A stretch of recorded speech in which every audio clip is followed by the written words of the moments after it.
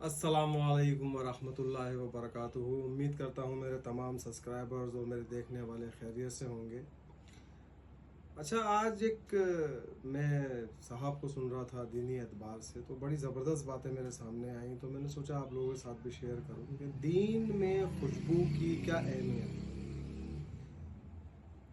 तो मतलब मेरे नज़दीक तो आप सल्लल्लाहु अलैहि वसल्लम के एतबार से ही जो खुशबू की अहमियत थी वो थी, मगर वो जब उन्होंने मेरे सामने कुछ बातें डिस्क्राइब की तो मैंने सोचा कि आप लोगों के साथ भी शेयर करूं। तो देखें, दीन में खुशबू से पहले जो है वो बहुत सारी चीज़ें आती हैं जो मतलब आपके खुशबू हम क्यों लगाते हैं। बेसिकली खुशबू हम इसलिए लगाते हैं ताकि हमारी पर्सनैलिटी इनहेंस हो, मतलब लोग हमें ज़रा थोड़ा सा अच्छी नज़र से देखें, और इस तरह की ज़ाहिर सी बात है यही चीज़ होती है, हमारी पर्सनैलिटी बिल्डअप हो। तो दीन में खुशबू से पहले कुछ चीज़ें जो हैं, जो उन्होंने मुझे मतलब बात की, उन्होंने जो मेरी समझ में आई, तो इसमें सबसे पहले है तहारत, यानी कि आपकी पाकी। क्योंकि देखें, अगर आपका जिस्म पाक होगा और आप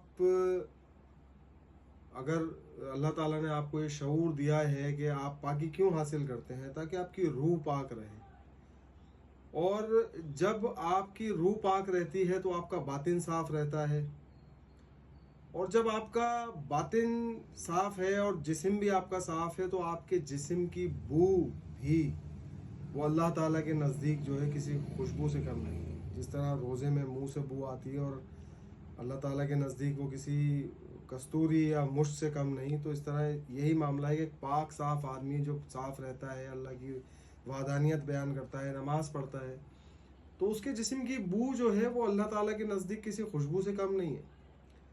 दूसरे नंबर पे है इखलाक, कि देखें, आप दुनिया की महंगी तरीन खुशबू लगा लें, और अगर आपका इखलाक अच्छा नहीं है तो आपकी वो लाखों रुपये खुशबू बेकार है, क्योंकि वो आपके इखलाक की वजह से, क्योंकि आपकी शख्सियत उसको एडमायर नहीं कर रही है, तो वो खुशबू भी उसको एडमायर नहीं करेगी। इसके बरक्स अगर आपके अखलाक अच्छे हैं, क्योंकि देखें दीन में अखलाक की जो है वो बहुत अहमियत है, तो अखलाक अगर आपके अच्छे हैं और आपने कोई मामूली फ्रेगरेंस भी इस्तेमाल की हुई है, तो वो आपके अखलाक की रोशनी में सामने वाले पर आप अपनी छाप छोड़ती है, कि वो आपको उस एतबार से याद रखता है कि